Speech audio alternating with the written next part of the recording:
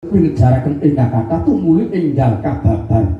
Kula nedya nyanglungaken jangga elingaken karma. Nanging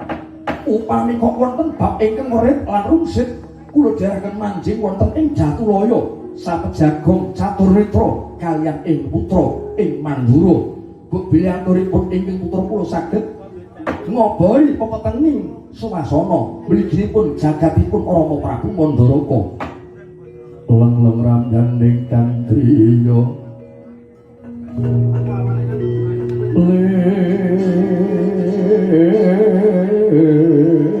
Randang Candra ngatawangan sumuk ing tias kapur ridan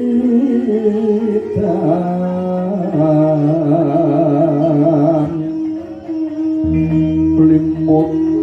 kabyatane uji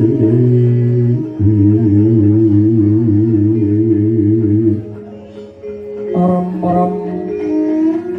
driyamanamu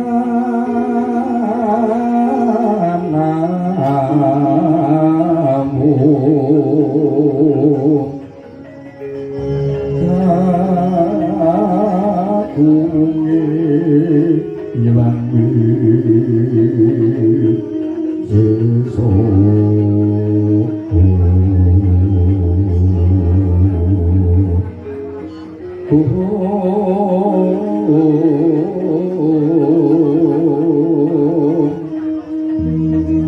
kakungi ilangi jeso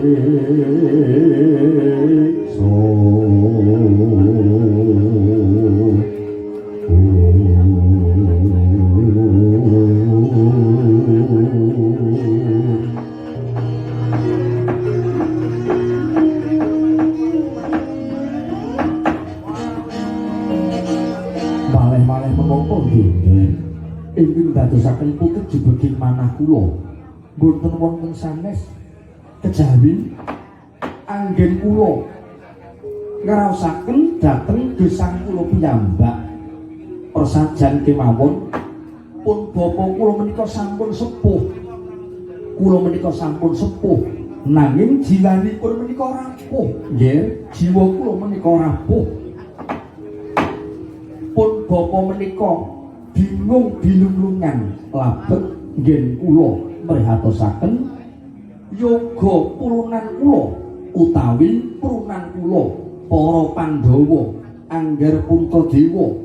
Angger Werkudara Janaka miwah kembar saksamunipun lampahan Wirata Parwa